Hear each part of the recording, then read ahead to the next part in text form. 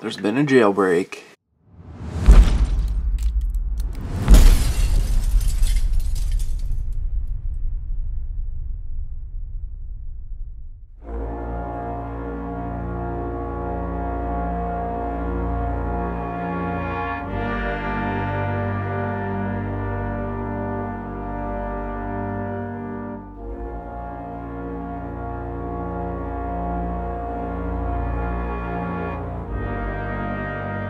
Hey everyone, it's Andrew here from Canhammer, and today I'm going to be bringing you another unboxing. This time it's the Blackgate Prisoners box. For 2019 I am starting sort of a new crew, and these guys I think will fit into it pretty well. So this one was released during the first wave of releases for 2nd edition, so it's a pretty old pack. But anyone playing a crew that's not a good guy team would probably have some use to it. These are the newer Blackgate guys, and they're able to fit into any crew. So here's the packaging, sort of basic stuff that the first sort of releases for the BMG are like. So it comes with 4 models, so let's just crack right into it. You get your cards, make sure I got all the right ones. So yeah, all the different henchmen. We'll go over those later though, so we'll put them aside. And then inside you got the protective foam, if I can get it out, and then all the stuff. So let's just dump this out here. So first off, am I missing a guy? No, they're all here. First off, cool thing about this, they're all one piece, so you don't have to glue anything. Obviously there's a bit of flash like with any resin models, but these ones are cleaned up pretty nice. Not too much going on. Fortunately it comes with these crappy bases, the weird lumpy poopy ones. So I'm just gonna get rid of those and use just plain bases with some sand so they'll match the rest. So it comes with 4 models. Let me just get the names here for reference. So first off, I guess we'll check out the carbine guy. So this will be Gustav. Again, a one piece, a bit of like resin flash on his hand to his leg. Just things I gotta clean up. Mold lines aren't bad. He's got that weird spiky mohawk, so that's all there and nice. But yeah, pretty cool model. I think the light's kind of washing it out, so maybe I'll just move that away. That helps a little bit. Yeah, pretty nice. Then we got Tyrone Johnson, the fighty guy. A bit of flash on his chin there. You guys can see it. Those are always hard to clean up, but it seems like a lot of the night models that I'm getting lately have that, so I don't know what to do about it, but whatever. He's got the full onesie jumper, so I'll paint that up in bright orange. No shoes though, because you don't need those. Then we got Carlo Grotti, the pistol guy. Again, really nice crisp detail on the resins. This guy almost has like no mold line. Maybe a little bit. But no serious flaws there. Pistol looks good. And then finally the updated high security henchman with his 2 daggers. Now this is Night Models resin isn't known to be the strongest, so I'm more than positive that at some point in time I'm gonna break these knives off him, and that's gonna be a shame, but right now it looks like a good piece. Again, no real mold lines. That one there is actually a seam on his pants. It's not actually a mold line. The mold line's sort of on the side there, but looks pretty clean. Bases are kind of rough, but I think it should be good enough to fit. I don't know, I'll have to trim it down a bit. But that's easy to do with resin, unlike the metals in the past. And good detailing on the face. If I can get the fucking bright light out of there, you can see like there's like holes and stuff in his mask, sort of like his Hannibal Lecter mask.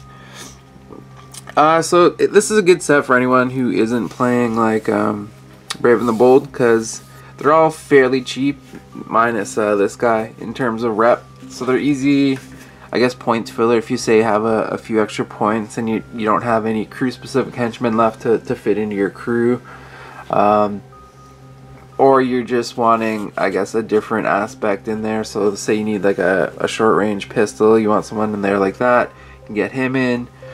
Maybe your crew doesn't have any medium range shooting, you can get the carbine in. Or, you know, if you're a close combat centric crew, you can get the fighty guy. And then if you just want an absolute beast, you can always take the high security henchman. So with that, I guess let's check out the cards and we'll be back. Alright, so first up for the Blackgate box is Carlo Gradi, Prisoner 47905. He's a henchman for anybody except for Brave and the Bold. Reputation 23, 350 rep. He has one weapon, an automatic gun. It's a blood stun, rate of fire 3, 2 ammo, short range firearm, and light. Light is cool on this because it allows him to fire the gun even if he's in base contact with an enemy model. His stat line is, it's pretty shitty. Willpower 4, strength 5+, move 2, attack 2, defense 3, special 3, and 5 endurance. He has 2 skills. First one is rapid fire. This one is spend a special and his gun gets +1 to its rate of fire, and he can use this even if he has already moved in the turn. So say he stands still, he can raise his rate of fire on his pistol to 4, or he can move and still fire 2 shots. That's kind of handy. And the next one he has is Criminal. Criminal is if this model makes an enemy model, I believe knocked out or casualty, it receives +1 for its willpower. This one's really situational, and for all the criminals I've run in the game, it's maybe happened like once or twice. It just really never comes up. Maybe more chances with this guy because he is using a firearm, so we'll be able to do more damage easily. I mean, all these Blackgater guys are basically just filler for crews. I think this guy has a little bit more use than, say, the other two that I'm gonna... I shouldn't say that. He's pretty handy if you need guns in your crew and you don't have a lot of them. There's my cat. Thanks, buddy. You know, he is able to put out a lot of shots very easily. His willpower is kind of low, but again, you only really need like 2 to make the shot and then the 1 for the rapid fire. You know, in an ideal situation, he'd just be turreting somewhere, maybe close to where you decide to set up your battle line. I see use for him in a organized crime crew, which is the reason I bought this pack to begin with, and using Maroni's long gun ability, giving him, you know, medium range on his weapon, and then being able to rapid fire with 4 shots is pretty decent. So that's how I'm going to be using him. But I think most enemy, or I guess evil crews, will find a use for him somehow. I mean, he does cost a lot of funding, but he's pretty decent with what he has. Don't expect anything crazy from him. He is only a 23-point model, and any sort of dedicated effort to take him out is probably going to happen with his endurance 5 and only defense 3. But yeah, he's pretty decent. So let's check out the next one. Alright, next up is Gustav Gustafsson. He's another henchman for anybody but Brave and the Bold. He comes in at reputation 18 and 400 funding. He's equipped with 1 weapon, a carbine that does 1 blood a hit, 5 shots, ammo 2, and has assault 3. It's a firearm in medium range. So standard carbine, pretty nice. Average price for that too. I haven't used carbines a lot, but I'm starting to see their value. I've used them a couple times now, just recently, and I'm happy with the way they are. So now I see why everyone was so hot about them when they first came out. He has a basic stat line, so willpower 4, strength 5, move 2, attack 3, Defense 2, Special 3, and Endurance 5. Fairly similar to basically everyone else in this box, although his defense is a little bit lower. He has 2 abilities, Escape Artist, so this means he can never be under the effect of a grab, and he has Pickpocket, so he can walk up to an enemy model who is knocked out, and he may spend a movement to manipulate and steal a weapon that they have on them. This is kind of handy. You know, maybe you knock out some big model and you know he's gonna get back up, so you can take their weapon. I'm kind of looking at like maybe Grundy with his improvised weapon there, or you know, anything just to shed that off of that model is kind of handy. Again, this is more of a situational thing. You know, ideally this guy would be picking up more guns and just using that, but again, it's very situational, and if you're running someone that deals blood damage like this, you're probably trying to kill them as opposed to just make them casualty anyway. But it's a nice little trait to have nonetheless. This guy's really cheap, 18 reputation. He does have a lot of funding associated with that, but I guess crews that may not have as much access to a lot of guns, especially as we move into standard, like a lot of the weapon lists for, or I guess options for crews is being lessened until we get some more releases. So maybe something like a Joker crew in standard edition only have, I think, like 1 or 2 guns that they're available to them. So being able to fit this guy in is useful. Any crew that really wants to, I guess, have a quick movement while still putting pressure on because of his Assault 3, you know, you can fit this guy in. Again, I'll be using him for an organized crime crew, just mainly as filler. A few of those leaders in organized crime do bring extra funding, so it's not so bad that he's 400 rep, and more bodies on the ground help. So that's basically what I'd use him for. I'm sure you guys have other uses. Maybe let me know in the comments below what you like about these packs. So let's check out the next guy. Alright, next up is Tyrone Johnson. He is another henchman for everyone but Brave and the Bold. His reputation 20. He has no weapons, sort of. He has willpower 4, strength 4+, move 2, attack 3, defense 3, special 3, endurance 4. He has reinforced gloves, that's why I said sort of. So his unarmed attacks do 2 stun apiece. He's a criminal, we already went over that. And he's a master fighter, so his close combat attacks receive +1 to their hit rolls. At 20 reputation, this guy's not too bad. Endurance 4 kind of lets him down, especially with his willpower 4, but you know, if you're just trying to fill in spots in a list, this guy's pretty good. Being able to get that little bit of a extra, I guess, bonus on his hit rolls is pretty handy. Not as good as rerolls, obviously, but it's still pretty good. So he does have chances to hit some of those higher defense guys, like the 5s, and I guess, is there 6s in the game? Anyway, strength 4+ is actually pretty good for a henchman, especially one like this who's relying on close combat to do damage.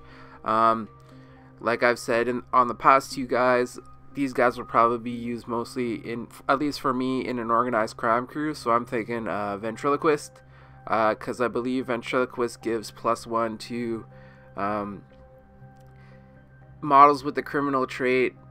They get +1 to their hit rolls as well. So this guy would actually get +2 to hit, and I think he gives rerolls to people who have reinforced gloves and brass knuckles.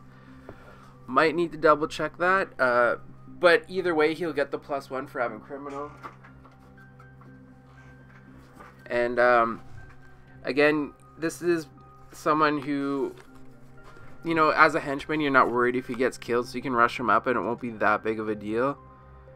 And yeah, I just dig him. I guess this guy's probably more of a replacement for like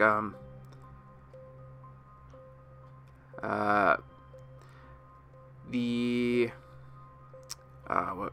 old Blackgater, the bodyguard one. he kind of seems like he's kind of the same, but without the bodyguard trait. And sorry, I'm just checking out the Wesker card for Ventriloquist. So he does give rerolls to damage with models with reinforced gloves and brass knuckles. So this guy's actually pretty cool in a Ventriloquist crew, because he'll have +2 to hit because of Master Fighter and Hard Guys, and then Ventriloquist gives the reroll of reinforced gloves. So rerolling 4s to hit +2 to his attack. You know, this guy's actually super solid in close combat. Again, you got to be careful with him because he only has endurance 4, so he's easily taken out with any sort of concentrated effort to do so. But maybe as like a wave 2 type guy where you get all your main guys stuck in, this guy comes in and starts cleaning up people with his fight. I actually dig him. He's pretty good. So let's check out the last one in this box set. Alright, last up is the reason probably most of you are picking up this box set. TIE Security Henchman. So, as the name says, he's a henchman. He's available for everyone except for Brave and the Bold. He comes in at 40 reputation, which makes him the most expensive one in the box. He has 2 knives. Each one do a blood each and are sharp. He has willpower 6, so pretty decent. Strength 4+. Again, pretty decent. Move 2, attack 4, defense 3, special 3, and a whopping endurance 8. So this guy's a pretty solid henchman. He has 4 traits. First one's brutal, so he can reroll his collateral dice and must pick the second result if he does so. Combo with knife, so for every 2 attacks he makes, he generates 1 more attack. Or sorry, for every 2 attack counters he spends, he generates 1 extra attack. So if you max out on attack with this guy, he would do 6 attacks. He's a criminal, we've already gone over that, and he has hidden, so he during deployment he can be placed basically anywhere on the board as long as he's a foot away, I believe, from enemy models that can see him. Anyways, really solid guy. A lot of crews can probably find use for him just because of the hidden ability, and he is fairly decent at putting out damage. You know, he doesn't have any bonuses or rerolls to hit, so that does kind of let him down a bit, but he can get attacks through just on sheer volumes. You know, being able to pump out 6 attacks a turns is pretty huge, and having the rerolls on the hits that do make it with a strength 4+ is pretty decent, thanks to the sharp ability. I see a lot of IV users using this guy and giving him desensitized as well, which makes him really gross because it means that he's not taking any willpower hits as he takes damage, so he's basically effective all through the endurance 8. Giving this guy a back claw too is pretty scary. If you're able to buy like something like Venom or Titan, you know, giving him that little bit of an extra attack, also pretty scary. You know, there's a lot of ways you can make this guy even better than he already is. Basically in any crew, there's something that can make this guy even more awesome. You know, you take him in a Joker crew, you can give him fast and dodge with the neurotoxic drugs. All of a sudden you got a pretty beastly guy who's able to move up the board very quickly. Just so much stuff you can do. He's kind of like a blank slate of, if you want to dump a bunch of funding on someone, he's kind of the guy to do it. And it's cool that he's available for basically every crew except for the good crew, at least, Brave and the Bold. Just a solid model. You can either use him as like a frontline fighter, or you can, you know, he's a pretty damn good objective holder too. You know, he is able to put out some damage, and that endurance 8 means he's going to be around for a long time before you're able to put him down. So yeah, probably the best model in the box, and at a 40-point reputation, that's, you know, for what you get, that's actually kind of cheap, I guess. He is a lot more than the other 3 guys in the box, but again, most of this whole set is just like filler stuff for your crew, and maybe this guy is the reason to buy the box to begin with. He's less filler, but more of a just a really solid piece that can go basically everywhere. With that though, I guess my basic thoughts on this crew is this set is it is really solid. I think you'll find a way to use all of these guys if you really need sort of holes or things filled in a crew list. This box is really solid. Maybe you won't use them all at the same time, but you'll make a list and be like, oh, I have a bunch of funding left over and around 20 points, so you take Gustav with his carbine, or like I said, the ventriloquist list I'm thinking of running. I really want Tyrone in there because he's gonna be just a really solid piece to have around. With the Maroney list I'm thinking of, I'm going to take Carlo with that gun. High security, I could probably take him anywhere and just be happy that he's there because he is such just a solid piece. So this box really isn't about what makes the best, I don't know, Blackgater list. It's more of a what kind of things is my current crew missing that I kind of want to fill those holes in my list. You buy this box, you'll have options there, so you can put in different guys. I guess with that, let's check out what I did painting my dudes, and we'll go from there. Alright, so here's what I did with the Blackgaters. I'm kind of happy with how they turned out. These guys painted up real easy, and it's nice that they're all sort of one poses, so there wasn't a lot of finicky stuff to put together. I guess we'll start down the list, or down the row. Move these guys out of the way. So we got high security henchman. You can't really see it on him. I guess a bit. It looks better in person. I just don't have the proper lighting. Does that help? No, that just kind of washes it out more. So I do have blood splatter on him using the Games Workshop Blood for the Blood God paint, which is fantastic. But yeah, that's how he turned out. Not bad. Pretty easy paint. A lot of the detail is very nicely raised, so it was easy to get highlights on that stuff. There is one thing I want to point out, and unfortunately the way I base it, you kind of lose it, but let's see if I can angle this guy properly. So his leg shackles, yeah, it's not going to happen. His leg shackles have chains that go down and onto his stand. Unfortunately, I covered that up when I put the sand down because they were just so fine. So maybe in this case, if you guys are doing it yourself, using these bases that come with it and just molding on your own tiles where the stand is would work better, and you'll show that detail. That is something I sort of lost out on with just the way I base my models. I try to keep them all uniform. So that was that, but yeah, he's pretty good. Then there's Tyrone. Not too much to say. A lot of great detail, especially on the leg shackles and stuff. Or yeah, I don't know, I guess they're shackles. But yeah, painted up nice. Good crisp detail on the face too, which was really fun to paint. Again, a lot of my highlights and stuff were getting washed out by the lighting, although not too badly. Then we got this guy, I forget his name. I tried some different paints out too, so it's not this guy but the next one. Yeah, again, not too much to say, very easy. I'm not the greatest painter, so there's that to be said too, but nothing crazy like say the Joker's shirt. So this guy, I used a different paint for the skin tone. It doesn't really show up in video. These guys look basically the same, but this guy's skin is super pale.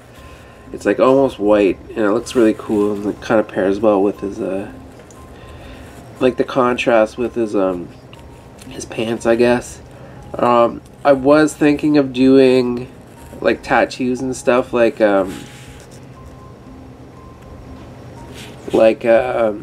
Night Models paint scheme, but once I got to this point, I was like, well, he looks pretty good, so I'm kind of afraid to mess around with that anymore. I'm not the greatest with freehand or anything, So I was like, well, this looks good enough, and like I really don't want to mess up the work I've done, because it'll take me forever to like sort of cover that shit up. So yeah, that's what I did with them. They'll be fitting into a crew I'm working on soon enough, just as filler, although they can go in anybody. So, you know, some of my other crews that have like the Bane one, I'll be able to use them in there as well. Other than that, I guess we'll call it there. So thanks for watching, and if you like what you see, check us out on Facebook, Twitter, and Instagram, and please be sure to subscribe to the channel for any future Batman and Warhammer related content. See you in the next video, guys.